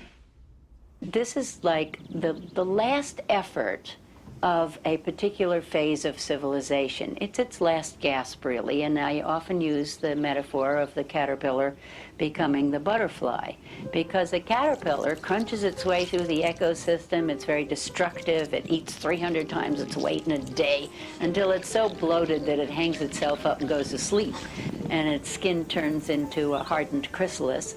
And then in its body you get these imaginal cells, biologists actually call them that, forming within the caterpillar's body. The caterpillar's body then actually becomes a nutritive soup for those cells. But what's important about that metaphor is that the old and the new coexist for a while. And it's the job of the caterpillar to preserve its life. It's a desperate government that we have now trying to control oil in the Middle East and wanting now to promote nuclear energy and all these things that they know better, but they have to play out the role of protecting themselves. It's their job. And if you love butterflies, you don't go around stepping on caterpillars. So we can't hate them. It doesn't do any good. But if you want alternative energy, you don't ask an oil economy administration to produce it for you. We have to produce it. We imaginal selves have to show that it's cheaper, more efficient, and more effective. Our job is to build the new world. If we had the vision and a worldview that says our crisis is a birth and everybody's needed and everybody will have more of what they truly want, you could turn this desperate world into a renaissance of human creativity and love. It may seem that the controlling elite has all the cards, but we have many advantages of our own. First, let's talk numbers. Very few people are consciously perpetrating the domination agenda. Most of those helping to implement the plan don't understand the full picture of what they're a part of. By my calculations, we outnumber the actual architects of the plan by more than 1,000,000 to 1 in the US alone. Entrepreneur and environmentalist Paul Hawken estimates that there are now well over 1 million organizations in the world that work towards social and environmental justice, comprising the largest social movement in the history of humankind. This movement, when connected electronically, could become a network of networks that will be the most powerful activist force for change ever. If you look at the people who are involved with restoring this earth and stopping the damage and resisting the depredation and nurturing change and reimagining what it means to be a human being, and you're not optimistic, then you might want to get your heart checked, because there is an extraordinary, beautiful, gorgeous, fierce group of people in this world who are taking this on.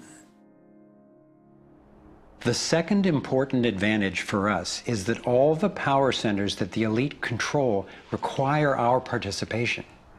If enough of us withdraw our support, their plan can't work.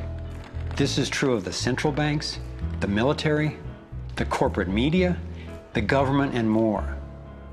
And following the models of Mahatma Gandhi and Martin Luther King Jr., we have the power of nonviolent non-participation. It takes tremendous energy, resources, and deception to try to dominate the lives of others. In moving toward freedom, on the other hand, we have on our side the evolutionary life force and what Gandhi called satyagraha, the simple power of truth.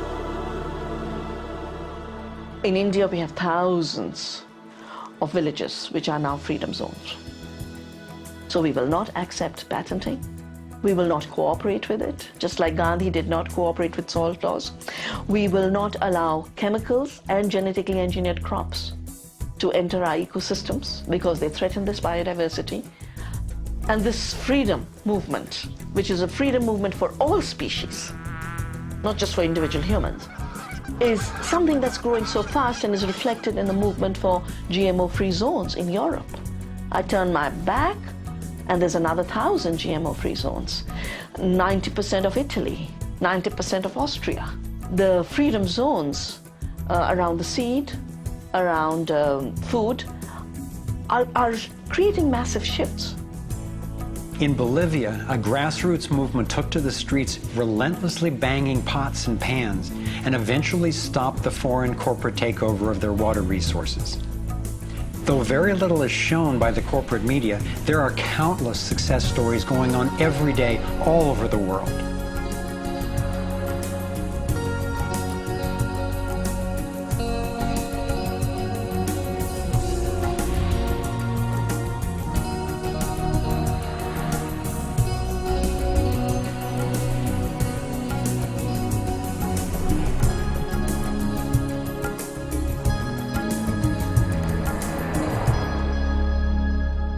I wasn't willing to make this film until I knew there were responses that are a match for the crisis. And now the power of the internet enables us to share the breadth and the depth of this research. We've spent years creating a vast website, thrivemovement.com, that brings it all together and makes the information and what we can do about it accessible to everyone. Here you have your very own navigator module to go deeper into the main subjects covered in the film: code, problem, and solutions. You can study strategies and tactics and connect with others to take high leverage actions. Every fact stated in this film has been independently verified, and the reference is on our website. This sector navigator facilitates whole systems thinking that recognizes that actions in one area impact all the others. The center of the sector navigator is worldview, because it determines how we experience everything that happens within and around us. In every sector, you'll find critical issues, resources, group strategies, and individual actions to peacefully and productively affect real change. Our resource tree will link you to the people, organizations, and media that we most recommend to help you get more fully educated and engaged. I was encouraged to find that there are a minimum number of actions which, working together, can tip the scales. It's not endless. Once we see the big picture, we'll look at what each of us can do to help accomplish it. Let's take a look at the strategic antidotes to their economic domination. We need to stop any more bailouts of banks or corporations, dismantle the Federal Reserve, withdraw taxpayer support from central banking agencies such as the IMF and World Bank, allow development of alternative currencies and independent banks, and refuse international taxes. My main emphasis is on solutions in the U.S., because that's what I know best. But just as the predicament is global, so are the principles on which the solution strategies are based. Here are some tactical actions that we can take as individuals that don't take much time or money to make a real difference right now. Get informed, speak up, and connect with others. Bank locally. When we move our money out of the big centralized banks and into locally owned banks and credit unions, we defund the problem and fund the solution all in one move. Buy and invest responsibly. Every dollar you spend sends a message. Join the movement to audit and end the Federal Reserve. It's robbing us. Join a coalition to keep the internet fair and open. Don't let anybody take control over it. Support independent media. Get your information from diverse sources and think about who's funding the news you get. Support organic, non-GMO farming. Join movements to bring about honest elections, including traceable paper ballots and campaign finance reform. Congress can only be accountable to us when corporations stop funding them. Advocate for renewable and new energy technology. Bring the conversation about free energy out into the open. It will transform the power dynamic on this planet faster than anything in recorded history. Sign up for critical mass actions. It's a strategy to leverage our power by waiting until a huge number of us agree to participate before taking an action. Imagine 1 million of us acting in unison. Then again, imagine even more.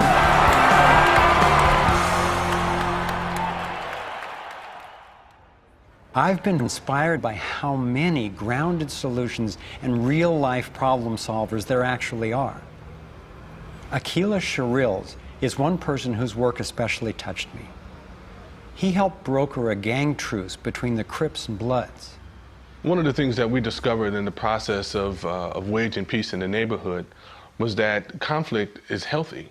You know, it's unresolved conflict that actually leads to violence. When we first launched the peace treaty, we had a lot of success in our first year. Gang homicides dropped 44% in the neighborhood based upon our actions. Akila describes what happened when two rival gang leaders finally met after the truce. The brother came up to him and told him, man, look, I know you got some hard feelings for me. You know, maybe I got some hard feelings for you. He said, but because of this truce, man, he said, I'm willing to put all of that to the side. And he stuck out his hand. He hugged him and he said he closed his eyes because he was preparing for a sharp, knife to enter his back. He was waiting for for a bullet you know, to be shot into his stomach. But he said after a few moments, you know, he held that embrace. You know, he realized that, you know, that it was genuine. I believe that having a clear picture of our potential is as important as uncovering what stands in its way. So I want to take you to a possible world of the future. It's a world the elite would have you believe is an impossible pipe dream, but I'm convinced it's a world that is utterly within our grasp. We can create a world where people can thrive, where we can feel safe and secure. The air, water, and food are clean.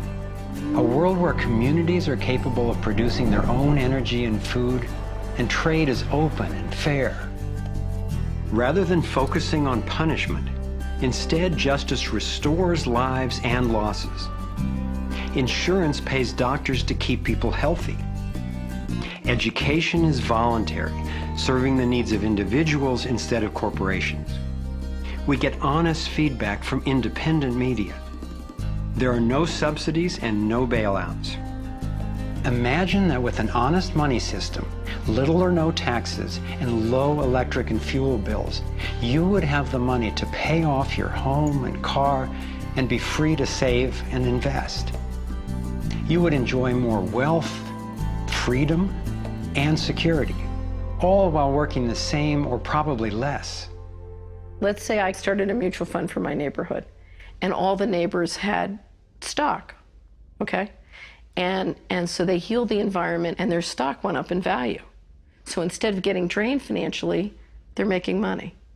They're making money from things that make their kids safer and prevent the planet from dying. So you kind of have your cake and eat it too. Instead of working all week to make money and then coming home and trying to save the planet on the weekends, you can spend Monday through Friday making money saving the planet and then, you know, go to the beach. This vision of a thriving world is based on what could be called the liberty perspective. There is a simple principle that underlies this approach: non-violation. Nobody gets to violate you or your property, and you don't get to violate anyone else, except in genuine self-defense. This is the one rule I've found that every single person agrees with, at least for themselves. I believe that non-violation is the true north of humanity's moral compass and our core navigating insight. This insight can guide us and protect each and every individual as we set up voluntary, self-sustaining systems. It is a way of living that I can stand for wholeheartedly and without reservation. I've been profoundly influenced by the work of Austrian economist Ludwig von Mises, who developed a whole philosophy and economic system based on the core ethic of non-aggression. Motivated by having witnessed the ravages of communism and fascism in Europe, he committed his life to finding a just way. He recognized that those systems, as well as socialism and even democracy, wrongly assume the rights of the collective, or the group, to be more important than those of the individual. I had always gone along with the view that more people will thrive if we consider the group's needs above the individual's. But when I took a closer look, I found it doesn't really work that way. In the name of what's best for the group, governments have been responsible for most of the war, death, and destruction on the planet. More than 200 million individuals were killed in the 20th century alone. So how would applying the principle of non-violation change this dynamic? It would take us from incremental change of a fundamentally flawed system to a complete transformation where not just some, or even the majority, but everyone could truly have the opportunity to thrive. In order to implement the principle of non-violation, it makes sense to me to honestly re-examine our past, because it doesn't work to try to build a healthy living system on top of an unhealthy one. We have to go back to the most fundamental acts of injustice upon which the country was founded, and the seizure of the lands of the people, and the slaughter of their women and children, and the rendering destitute most of the remnants of these people, is such a grievous wrong that we believe that we have to deal with that, to come to grips with that in a fundamental way. Understanding that they're not wrongs that were done and completed 150 years ago. They're wrongs that are continued every single day. So you have, through the history of North America and the United States, over 500 treaties signed with indigenous nations where every single one of them now has been violated. You have, in fact, a tremendous amount of wealth having been generated from indigenous peoples' lands and resources, and billions of dollars every year still being generated by corporations and European nations based on the continued exploitation of indigenous peoples' lands and resources. If we didn't have large corporations, if we didn't have Western governments defining how you and I were to relate to each other, living here in North America now together, how would we relate to one another? How would we make it different? It's going to take time and courageous effort to shift the consciousness and accomplish the tasks that will move us toward the world I'm talking about. And yet I know of no greater gift that we could give to future generations. We can't do everything at once. I envision 3 overlapping stages of the solutions process. In stage 1, we bring as much integrity as possible to our current systems. If we cut the US military budget in half, it would still roughly equal the defense spending of the entire rest of the world. Between that and getting rid of the Federal Reserve, over $1 trillion a year would be freed, enough to feed everyone on our planet, deal with social issues, and heal our environment. Many people believe that widespread starvation and poverty are inevitable, but compared to war, eliminating poverty and restoring the environment are cheap. According to Lester Brown's Earth Policy Institute, it would take under $200 billion a year to restore the Earth's environment and meet global social goals. But this stage isn't the end goal of the liberty perspective. While stage 1 has a lot of the compassion typically associated with the liberal Democrat agenda, stage 2 reflects much of the wisdom of the traditional conservative worldview. In stage 2, we shrink government's role to protecting individual liberty and stewarding things we share in common, like ecosystems and the airwaves we use to communicate. As the system gains integrity and we move to sound currency, people will have enough money to have more control over everything that affects them. Stage 3 grows out of the increasing freedom that people gain in stages 1 and 2, as they have more money and more time. There is no involuntary tax and therefore no involuntary governance. There's no monopoly on force. There are rules, but no rulers. Rigorously protecting individual rights turns out to be key for honoring our interdependence. We can be distinct and unified at the same time. As utopian as this can sound at first, I've been thrilled to see how much practical thinking has been done to deal with tough issues like healthcare, crime, and education. These 3 stages validate the best of both the liberal and conservative perspectives that have divided us for so long, and then reconcile them at a new level, around non-violation, a core ethic we all share.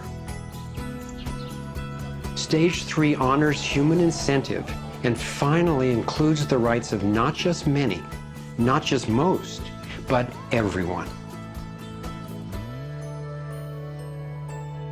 The Torus provides a template for a society based on integrity and wholeness. It conserves what's working. It has built-in feedback so it can self-correct and innovate to maintain balance. We can apply these and other features of the Torus dynamic to our human social systems.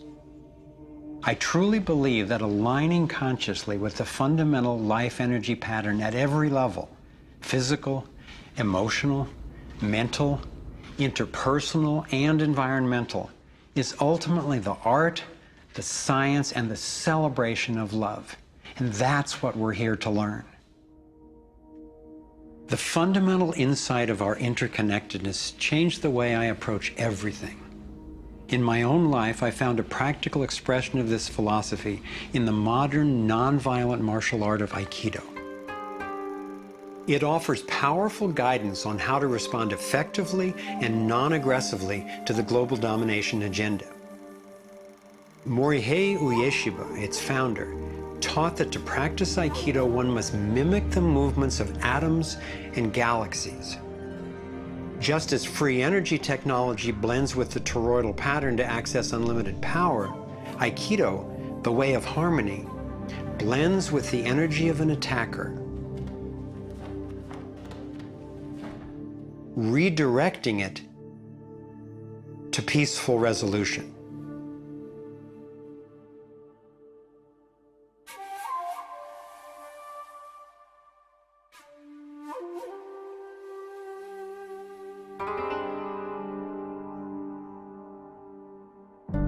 Gandhi and King applied these principles of non-aggressive power at the economic and social levels. If we respond with violence to the domination agenda, other than in self-defense, it would only continue the old us versus them paradigm and provide an excuse for even more police state measures. I believe that it's essential, both morally and strategically, that we take the path of non-aggression. There is another aspect of the Taurus that has profound implications for how we can respond to the challenges before us. It is the absolute stillness, the 0 point, that lies at the center of each toroidal system. I believe that you and I, as well as every other being, are Taurus energy fields, centered by stillness and each connected to one another into the boundless consciousness of a living universe. As much as I benefit from the experience of others, as highlighted here with the Navigating Insights, and as valuable as daily feedback is about what's really going on in the world, as we see with the vitals, I've come to recognize that our primary compass is our own inner guidance. As we learn to quiet the noise and amplify the inner signal, we can better hear the voice that naturally knows and offers wise direction. We have an entire inner life, a vibrant and lively inner life that is truly the navigator of the path that we take on the outside.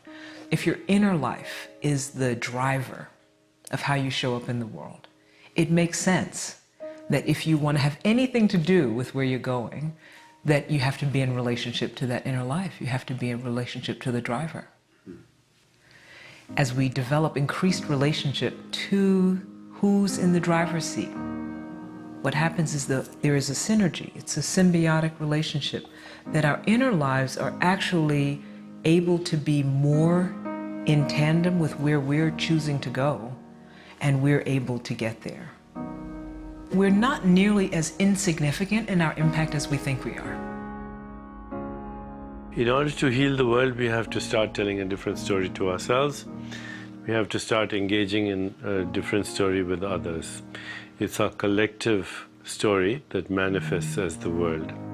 Humanity is now in a very interesting evolutionary phase in which we move from hostile, aggressive competition, which is the nature of young species, into a more mature mode of cooperation, collaboration. There's no question in this country that money, that capital is being increasingly concentrated in the hands of a few. And those who are so powerful are concentrating it further. But there is a force that's more powerful, and that's the power of the people. When we look at the crises now, it is so easy to fall out of love with life. It is so easy to get pessimistic and desperate. But from my perspective, the crisis has matured to the point of being on the threshold of mass awakening, and that feeling inside me gives me the vitality to know that no matter how small what I'm doing looks to me in the face of these huge problems, that the impulse of evolution is not small.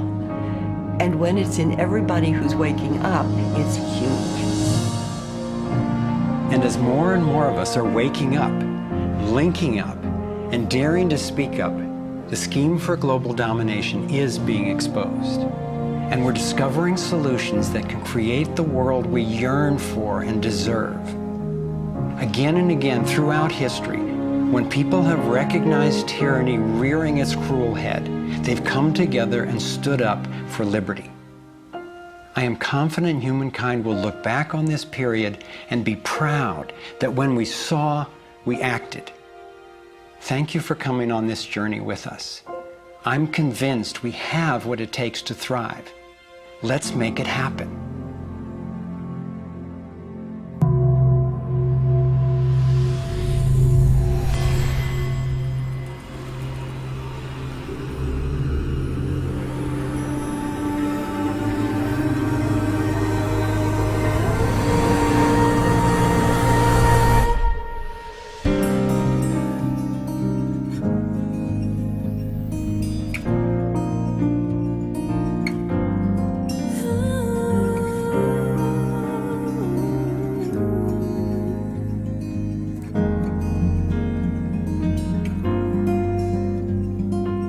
Cycles repeating, the earth is speaking, saying time has come. Wake up from this nightmare of life. So many shattered lives reaching out, crying out for freedom, crying out for love. Carried by the current, till we stand side by side on the brink of a brand new dawn. We come together while the waters rise. There's a stirring deep inside, deep inside. We come together to stand up for our lives. What on earth does it take to thrive? While we've been sleeping, our hearts were beating so much closer than we ever knew. Beneath the noise, there is an inner voice whispering, clear and true. The veils are finally lifting, our ways becoming clear. There's a dream without a limit, and a vision so strong, every person knows they belong. Come together while the waters rise.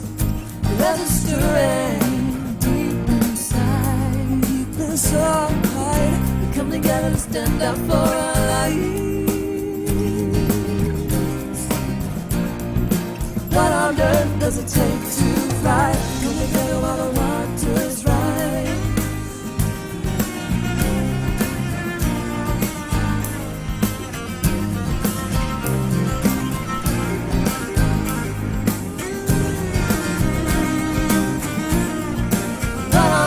Does it take to thrive out in the open? Thrive healing what's broken. Every heart, every life, living our place in it now.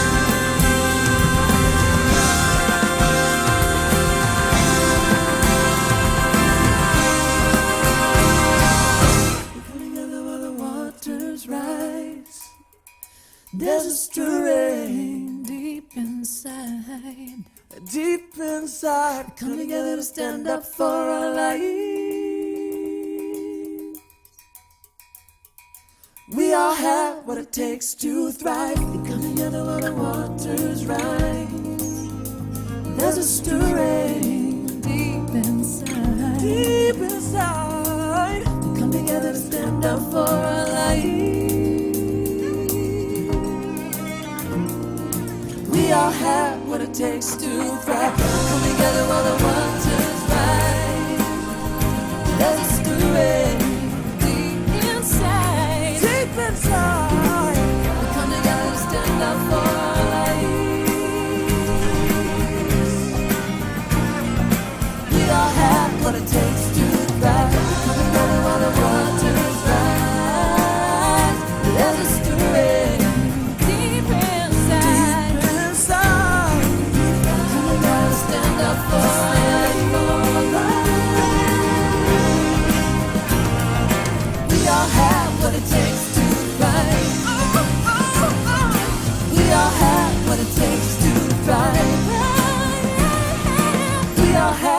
it takes to thrive.